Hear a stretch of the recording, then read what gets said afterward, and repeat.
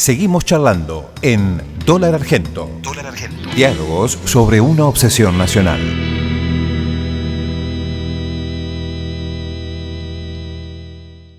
¿Por qué el Congreso ha renunciado a investigar la deuda, tal cual lo escribías? Mirá, la verdad es que lo que creo es que una vez que se defecciona en un caso y la defección continúa, es decir, acá esto debería haberse hecho ni bien comenzó la etapa democrática.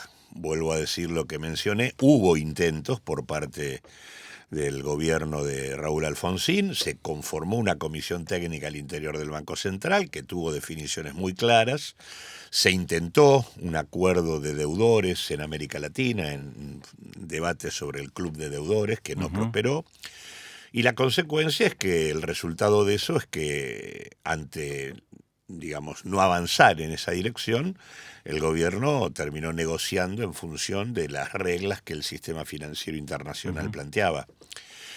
A partir de allí, lo que vino después, que fue Domingo Cavallo con Menem, también hicieron esto, articularon una resolución de coyuntura de la deuda con un nuevo plan de financiamiento, que era el Brady. Y la Argentina, digamos, ha repetido en cada caso, lo dijo Alfonsín con Broderson en 1987, en ese momento Alfonsín había abandonado la idea del club de deudores y se sumaba a lo que en ese momento proponía la administración norteamericana, que era el plan Baker. Alfonsín y Broderson entran en ese plan y dicen que este plan implicaba lo que dije antes, más financiamiento para pagar la deuda anterior. No resolvía absolutamente nada. Ahí Alfonsín y Broderson dicen que, bueno, el tema de la deuda está resuelto. Argentina ingresó en un proceso de pago y de ajuste y luego cayó en default en el 89. A partir de allí vino la estrategia de Cavallo y Menem, que hicieron el plan Brady. Argentina ingresó en ese plan, también pagó monumentales cifras de dólares y, digamos, al final de la década también volvió a caer en default, en el 2001-2002. A partir de allí vinieron los canjes. Tanto Menem como Cavallo también dijeron lo mismo que Alfonsín y Broderson, la deuda está resuelta.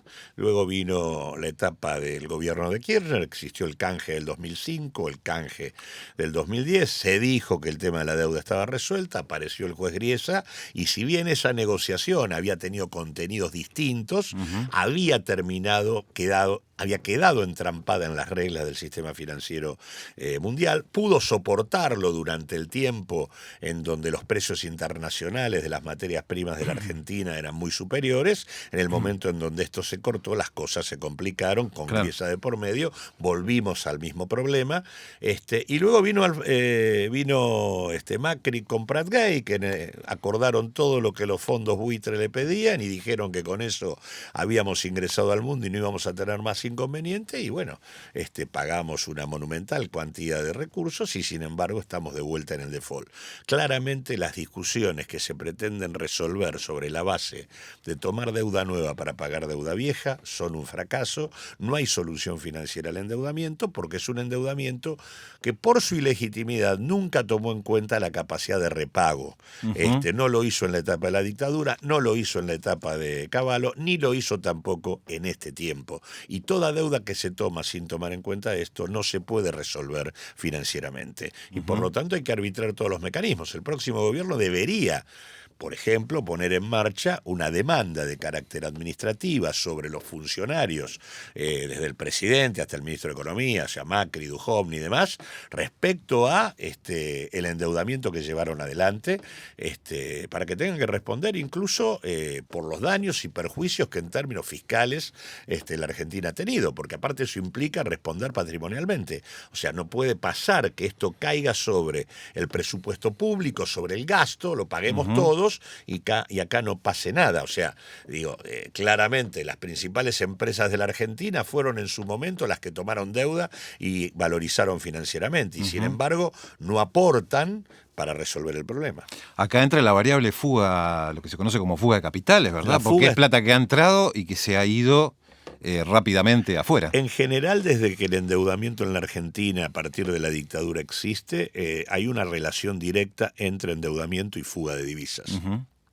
Endeudamiento, valorización financiera, acumulación financiera de los capitales y salida es el ciclo que se da en donde el Estado cumple el papel de posibilitarlo por diferentes mecanismos. Y casualmente eso es lo que hay que cortar. Acá te digo, claramente eso modifica el enfoque sobre la Argentina. Acá hay un enfoque dominante que pretende hacer creer que el problema argentino son los trabajadores, los jubilados, los pobres y el Estado. Y que si uno achica el Estado, por lo tanto cuesta menos.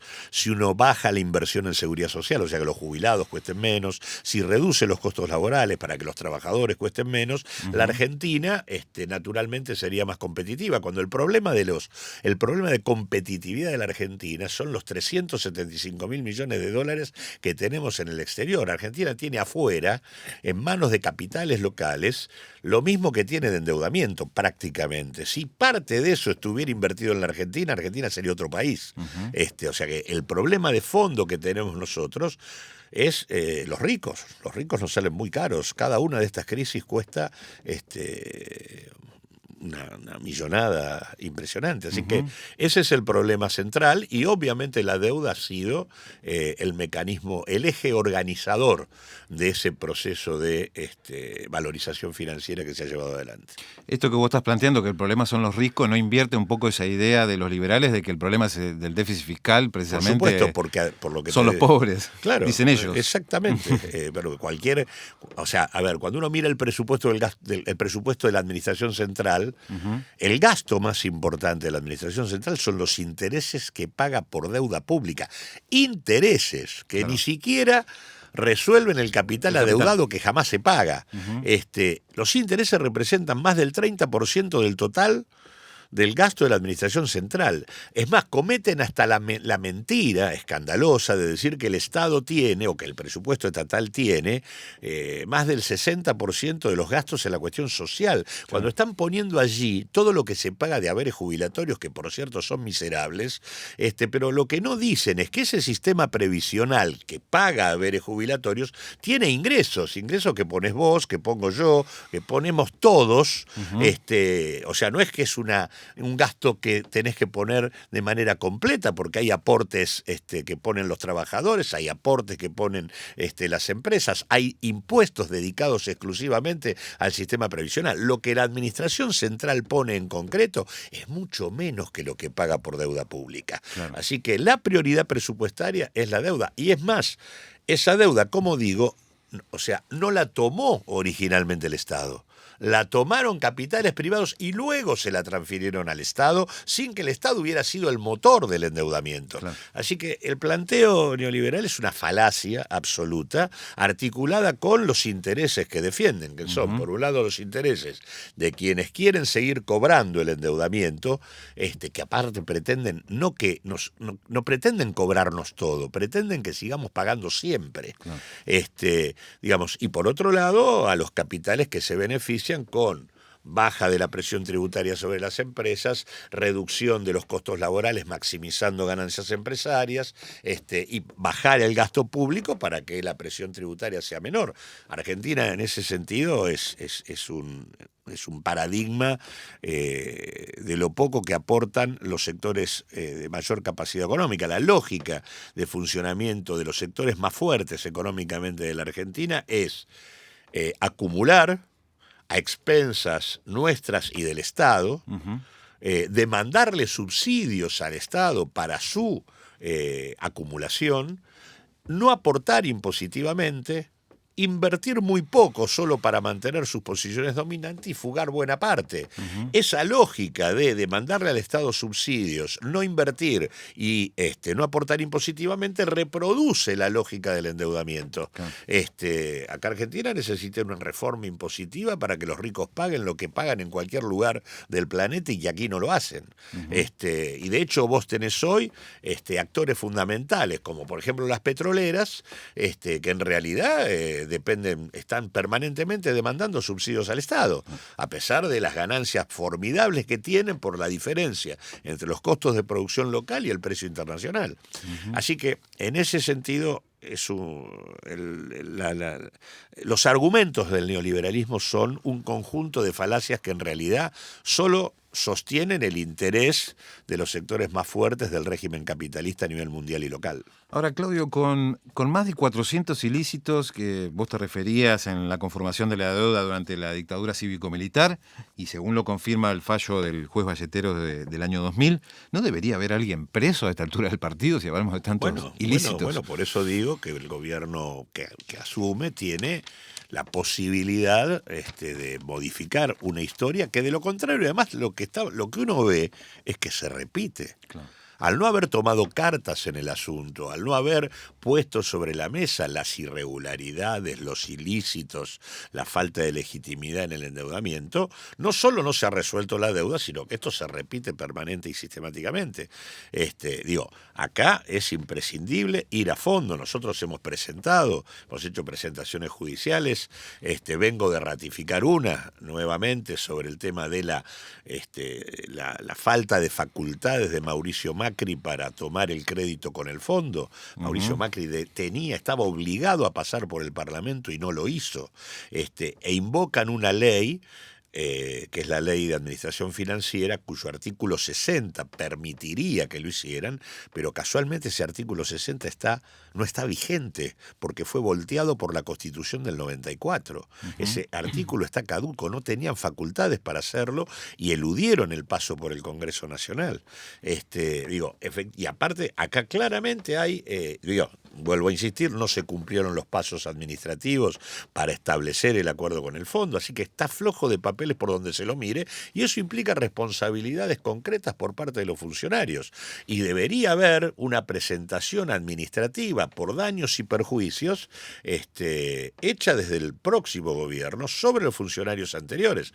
Hay que garantizar que efectivamente esto se juzgue y que efectivamente tengan que pagar por lo que han hecho, ¿no?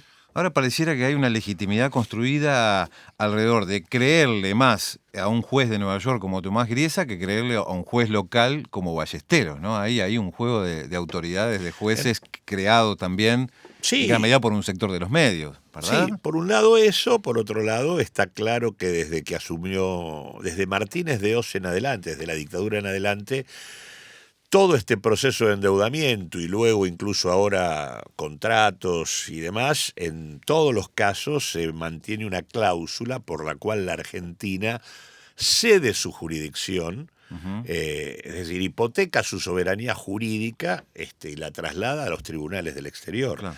Eso ya se ha transformado en una... Eso es algo que, por ejemplo, tampoco nadie revisó durante la etapa democrática. Esto debió haberse discutido. Los bonos que se fueron emitiendo de deuda pública posteriores a la etapa de la dictadura también reconocen tribunales externos para cualquier diferendo. Entonces, y acreedores que viven acá, que a muchos de ellos, claro. Con acreedores que viven acá, porque ese es el otro tema. Nosotros, por ejemplo, en ningún momento hicimos un censo de acreedores. Claro.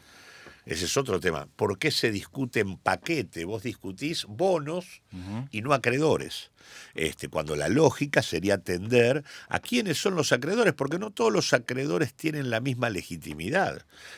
Y no con todos los acreedores se puede discutir del mismo modo. No es lo mismo un acreedor que es una empresa que en su momento fue un gran deudor, que le transfirió la deuda al Estado, que es contratista del Estado, que tiene beneficios fiscales, que tiene subsidios, que tiene regímenes de promoción, que otro que no lo es. Uno tiene un conjunto de cosas para discutir como Estado muy importantes y que hubieran permitido una negociación distinta. Y sin embargo, Argentina nunca ha hecho un censo de acreedores. Cuando yo digo hay que ir a ver quiénes fueron los bancos que colocaron deuda, esos bancos le prestaron, le transfirieron los bonos a alguien. Esos alguienes tienen nombre y apellido. Y algunos tenés... O sea, yo estoy casi convencido que más de la mitad de la deuda está acá adentro. en actores Ujú. que en algunos casos son de capital extranjero y en otros casos son de capital local. Y en algunos casos actores locales que tienen bonos con legislación extranjera. Ujú. Así que bueno, hay que, para poder, digamos, desarmar un esquema que oprime del modo en que oprime la deuda, hay que desarmarlo en serio. Hay que asumir que es el problema principal que ha venido obstruyendo el desarrollo del país. Porque además, no solo esto es un problema de lo que tenemos que pagar. En el acuerdo con el fondo está puesto sobre la mesa un conjunto de condiciones de política económica que le reclaman a la Argentina. O sea, te condiciona la política económica misma.